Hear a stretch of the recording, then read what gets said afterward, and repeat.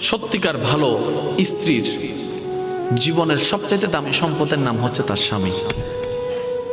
মাকে, বাবাকে, পরিবারকে সব কিছু ছেড়ে ওই স্বামী নামক শব্দটাকে খুশি করার জন্য সবকিছু ছেড়ে অচেনা এক পরিবারের মধ্যে চলে আসে। সুবহানাল্লাহ। আসে তো আসে, খুব অবাক লাগে, আবার মানাইও নেই, একদম ম্যাচিং হয়ে যায়। যেখানে যাই সেই রকম একটা মেন্টালিটি আল্লাহ পাক তাদেরকে দান করেছেন ম্যাচিং হয়ে যাওয়ার জন্য। একজন সত্যিকার ভালো বউ তার জীবনের সবচেয়ে বড় নিয়ামত মনে করে দুনিয়ার তার স্বামীকে। কারণ সবাই তার সাথে বেঈমানি করবে, আমার স্বামী কখনো আমার সাথে বেঈমানি করবে না।